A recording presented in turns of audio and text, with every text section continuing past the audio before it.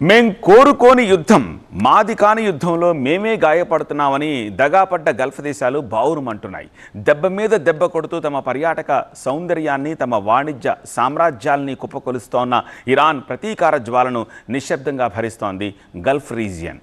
వారం రోజుల యుద్ధంలో బాధిత దేశాలుగానే మిగిలిపోయాయి తప్ప కనీస ప్రతిఘటన లేదు. ఎందుకని?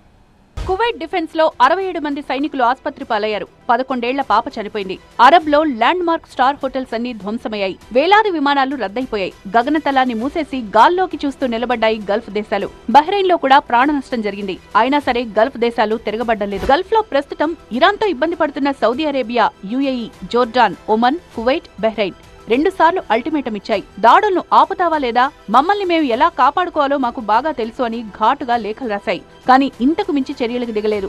ఇరాన్ కు వ్యతిరేకంగా గానీ అనుకూలంగా గానీ ఒక స్పష్టమైన వైఖరిని తీసుకోలేదు. ఇరాన్ దాడులను తిప్పికొట్టడమే తప్ప ప్రతి దాడులకు దిగలేదు.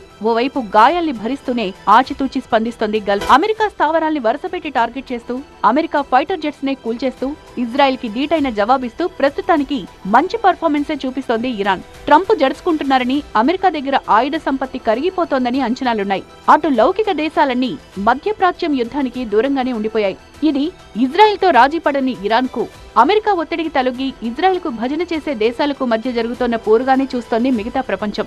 అందుకే పరిస్థితిని గమనిస్తూ గుంభనంగానే ఉండిపోయాయి గల్ఫ్ దేశాలు. ఇది ఇరాన్ పై దాడి కాదు, ముస్లింలపై దాడని ఎమోషనల్ బ్లాక్మెయిల్ చేస్తున్న గల్ఫ్ దేశాలు రియాక్ట్ అవ్వడం లేదు. సోదర ముస్లిం దేశాలపైనే దాడి చేస్తూ మళ్లీ ముస్లిం సెంటిమెంట్ వాడుతూ ముస్లిం దేశాల మద్దతు కోసం ట్రై చేస్తున్న ఇరాన్ వైఖరిని నిశితంగా గమనిస్తున్నాయి. ఇరాన్ కోపానికి గురైతే పర్యవసానాలు ఎలా ఉంటాయని ఫ్యూచర్ వైపే చూస్తున్నాయి. 4-5 వారాలు యుద్ధం చేస్తానన్న ట్రంప్ రేపటి రోజున నాలిక మడతెట్టేసి తూచనొచ్చు. తనకున్న ఆయుధ సంపత్తినంతా ఇజ్రాయెల్ కోసం ఖర్చు పెట్టే పిచ్చోణ్ణి కాదని ప్రకటించనవచ్చు. పైకి చావోరేవో అని మేకపోతు గాంభీర్యాలు పోతున్న ఇరాన్ కి మరో 4 రోజులకు మించి యుద్ధం చేసే సత్తా లేదు. ఇంకా బక్క చిక్కిపోయి సరెండర్ అయినా కావచ్చు. ఈలోగా మనమెందుకు చేతులు కాల్చుకోవడం, ఉన్న అరకొర ఆయుధాల్ని తగలబెట్టుకోవడం అని వెయిటింగ్ లోనే ఉండిపోయాయి గల్ఫ్ దేశాలు.